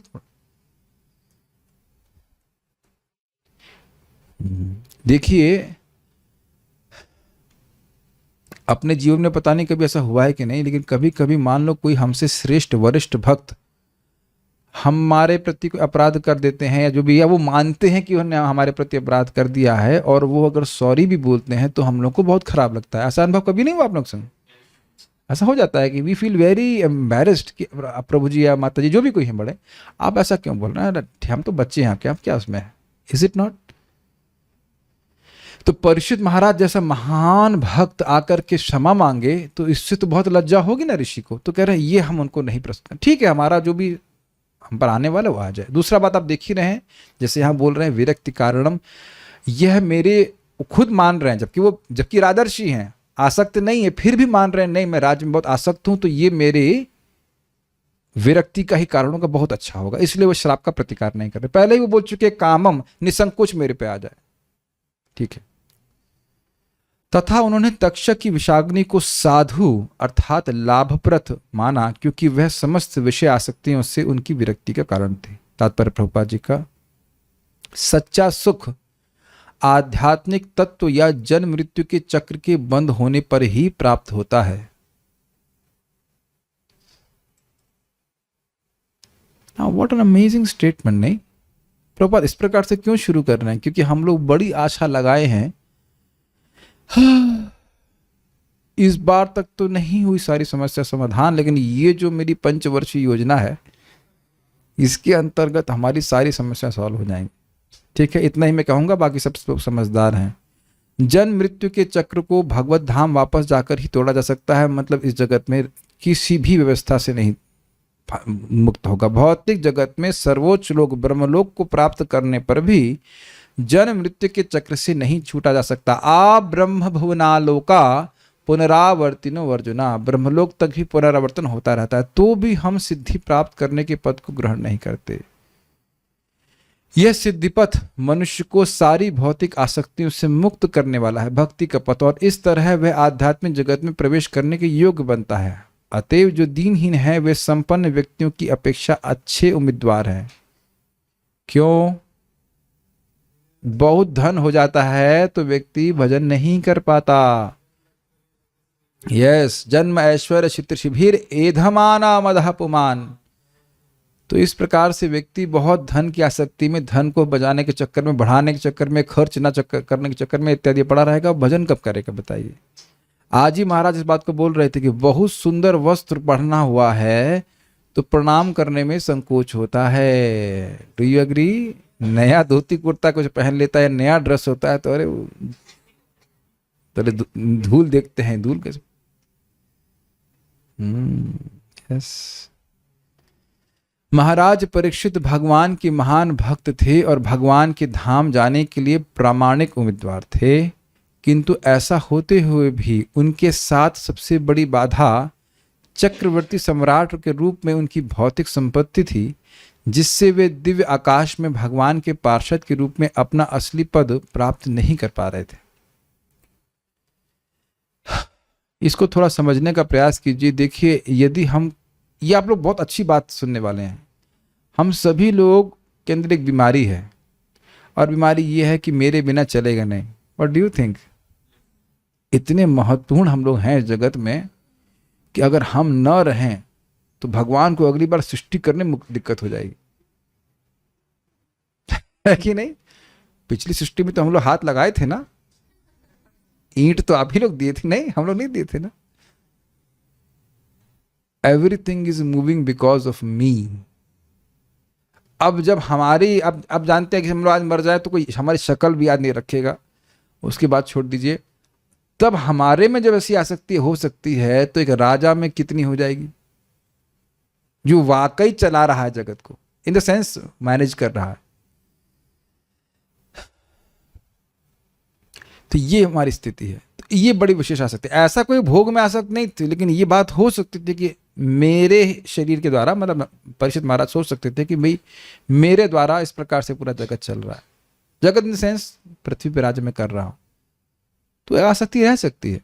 तो वो भी कट गई।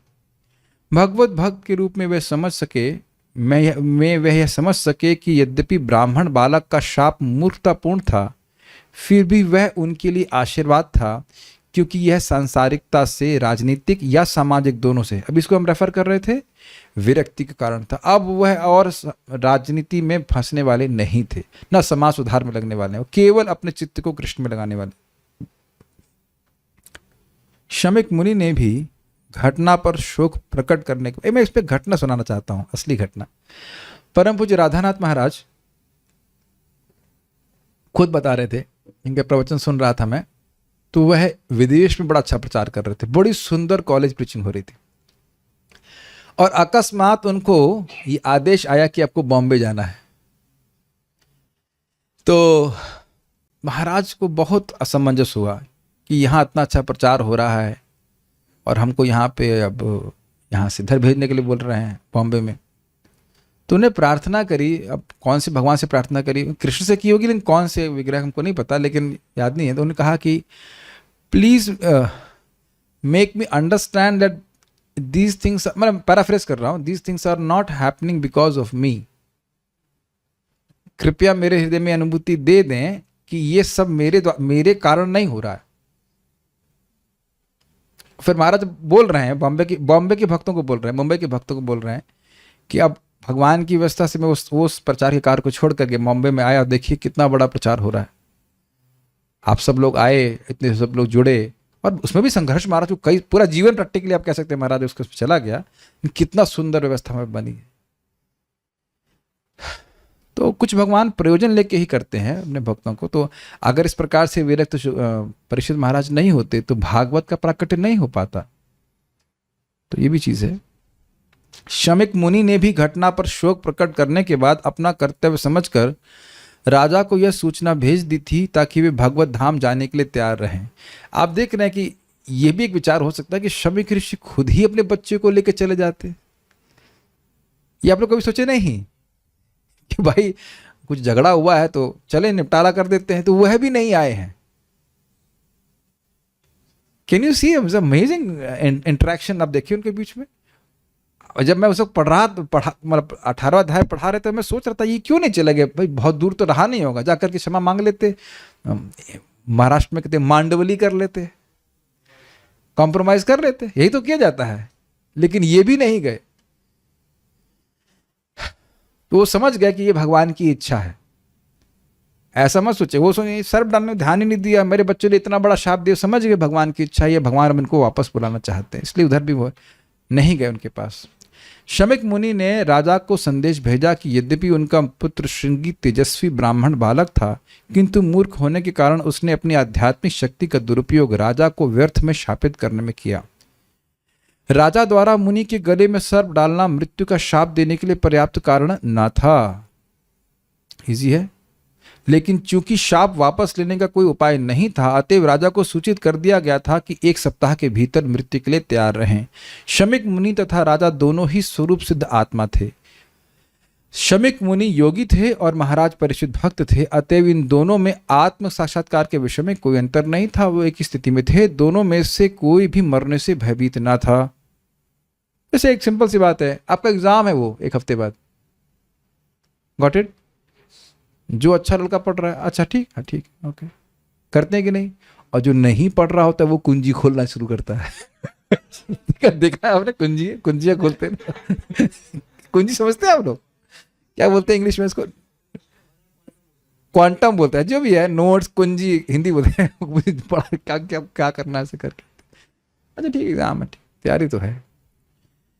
महाराज परीक्षित को क्षमा याचना के लिए मुनि के पास जाना चाहिए था, किंतु राजा को उनकी आसन्न मृत्यु की सूचना मुनि ने इतने खेद सहित भेजी थी कि राजा अब अपनी उपस्थिति से मुनि को अधिक शर्मिंदा नहीं करना चाहते थे।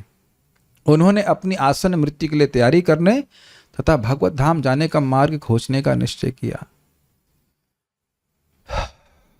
अब इस आखिरी पैराग्राफ बहुत अच्छा है, स्पेशली अच्छा है। यह मनुष्य जीवन भगवत धाम वापस जाने या जन्म मृत्यु के चक्र से भवसागर से छूटने के लिए अपने को तैयार करने का अवसर है। कई बार मैं देखिए भक्तों को बताता हूँ और शायद खराब लग जाता होगा बात, या नहीं लगती मुझे नहीं पता, लेकिन ये पॉइंट हमारे दिमाग में ड्रिल कर नहीं होता है। ये somehow we are playing around as if things are in our control, as if everything will be good always. ये हम सबकी बहुत बड़ी बीमारी है कि एक तो इस जगत को बहुत गंभीरता से लिया हुआ है, और दूसरा सोच रहे हैं कि ये जगत हमारे प्रति बहुत क्या कहते हैं, स्नेहिल व्यवहार करेगा। जगत से मेरा मतलब है material energy. We are so naive, English में कहते हैं, नेइव को कहते हैं भोले हैं।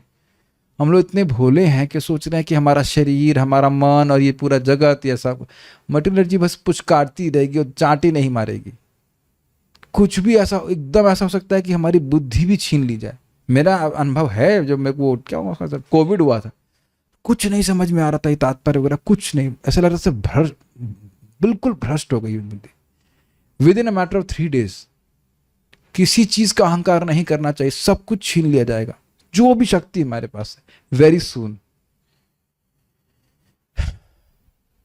तो जितना समय हमारे युवावस्था में हम भजन कर पा रहे हैं, वह भी नहीं कर पाएंगे, और इसको हम टाल रहे हैं बार बार। हम बोल रहे हैं, हम लोग टाल रहे हैं, बार बार टाल रहे हैं, अरे नहीं कल परसों ऐसे करते टालते जा रहे हैं। What we can do? ये सत्य है कि 16 माला के जप और 4 नियमों से व्यक्ति भगवान के पास चला जाएगा। अब कितनी बार, कितनी करोड़ों बार इसकी आवृत्ति की जाए हमको नहीं पता, लेकिन देखिए इसका प्रमाण क्या है। प्रमाण यह है कि क्लास मेरी अभी बस 15 मिनट में खत्म, मैक्सिमम 10 मिनट में खत्म हो जाएगी, फिर भी लोग 12 बजे सो रहे हैं। और इतने बड़े हीरो नहीं है कि नौकरी में भी जाना है तो अब 4 घंटे के बाद अब भजन कर लोगे। नहीं सो रहे हैं, बताइए, कर रहे हैं ना अभी भी 12 बजे तक। हम तो सबको नाम किसी का नहीं लेना चाहते। क्या कर रहे हैं? भागवत तो नहीं पढ़ रहे हैं। ये मत कहिए कि रात के अब प्रभु जी इतना हम आपकी क्लास से प्रेरित हो गए कि भागवत में इतना रस मिल रहा था, हमसे रुका ही नहीं जा रहा था, है कि नहीं? बस मतलब रोम रोम पुलकित हो रहा था भागवत में चिंतन करते हुए। ऐसे तो क्या प्रभु जी आपका प्रवचन इतना दिव्य रहा कि हमारा तो एकदम प्रेम हो गया भागवत से, है कि नहीं? चैतन्य चरितामृत भागवत, अब पता नहीं लोग क्या कर रहे हैं, हम नहीं जान रहे हैं, लेकिन ये बात सत्य है कि इतनी कठिनाई हो रही है, हम डांट रहे हैं चले जाओ दूर चले जाओ, हमें कोई दिक्कत नहीं, दूर तो वैसे भी हैं लेकिन 5:30 बजे तक भी जप में उपस्थित होने में नानी याद आ रही है, कृष्ण नहीं आते याद। तो कब करेंगे माला, जरा बताइए आप, कब करेंगे माला? मैं सबको नहीं डांट रहा हूं, ये डांट केवल सेलेक्टिव गाइडेड वे में उन लोग की जा रही जो इतना भी नहीं कर पा रहे हैं। Obviously everybody is not like that, ठीक है?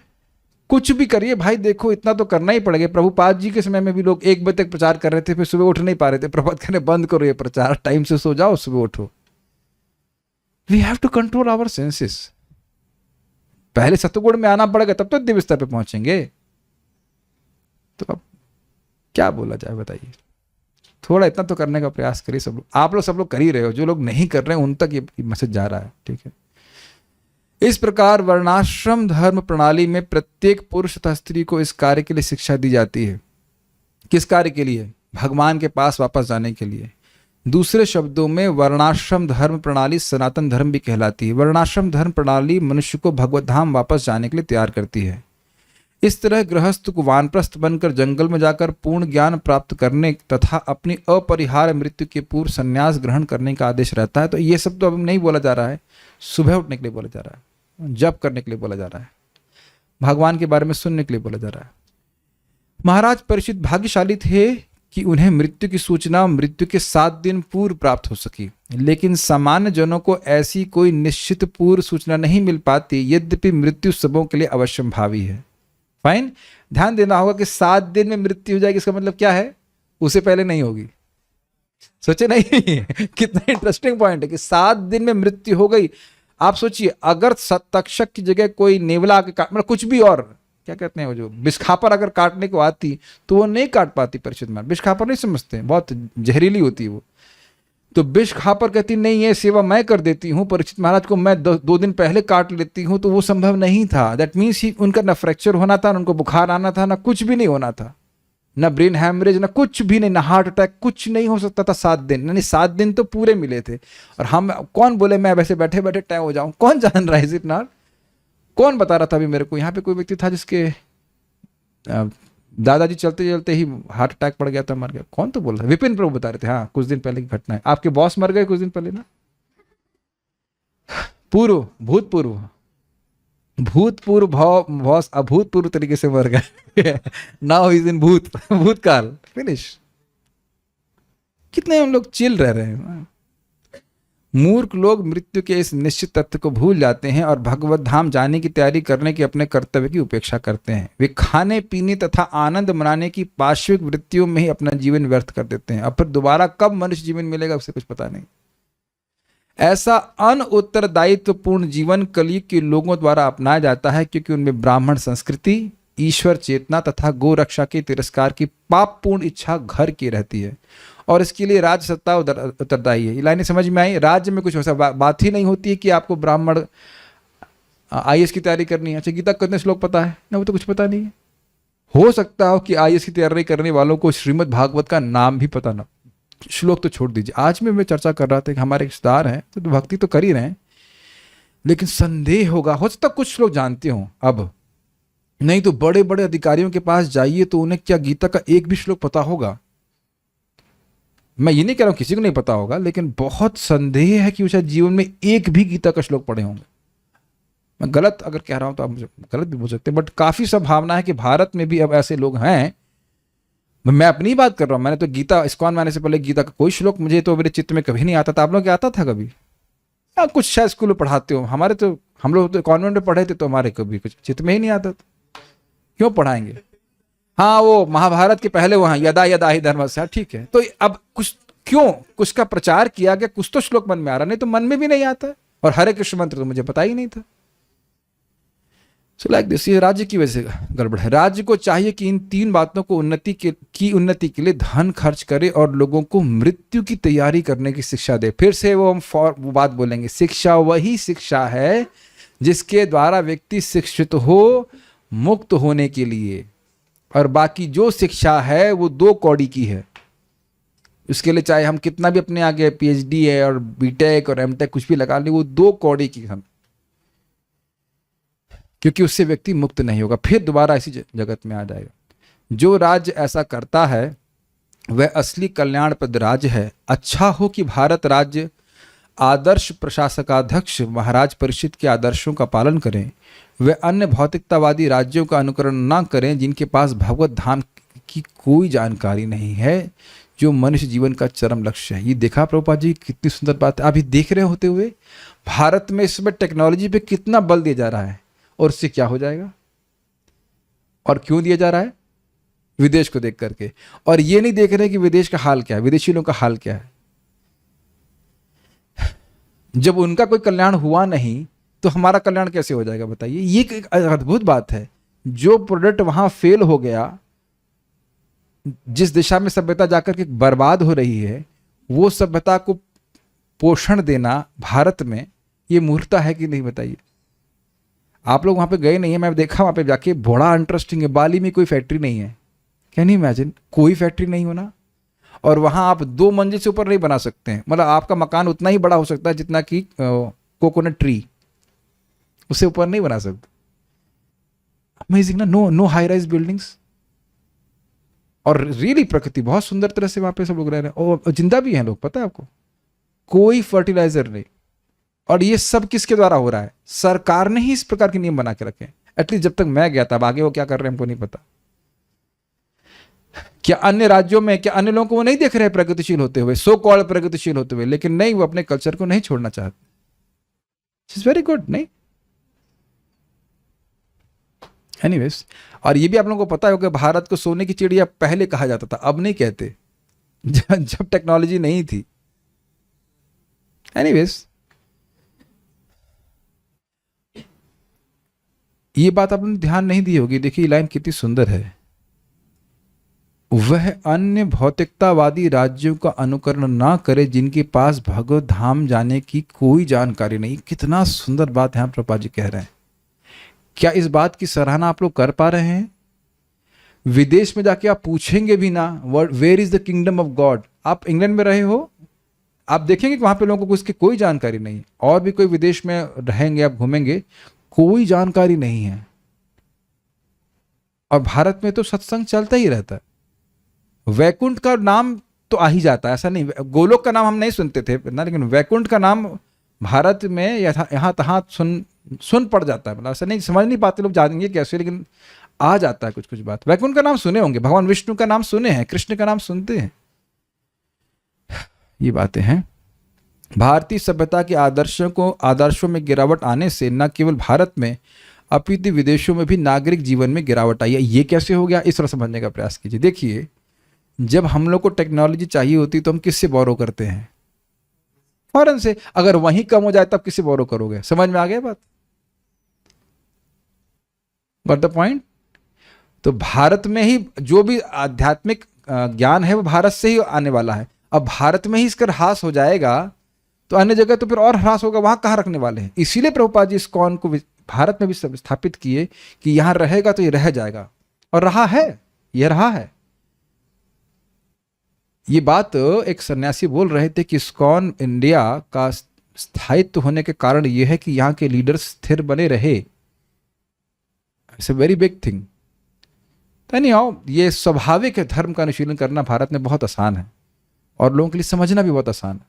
तो अगर इसको बनाए रखेंगे लाभ होगा। तो प्रभुपाद यहाँ पे इस बात को बोल रहे हैं। Just take up some questions. Question, passing of soul, ठीक है, आपके प्रीवियस और कुछ नहीं था, यदा ठीक है। ओके, सो विल डू परायण इफ देयर इज अ परायण फाइल एग्जिस्टिंग, है क्या?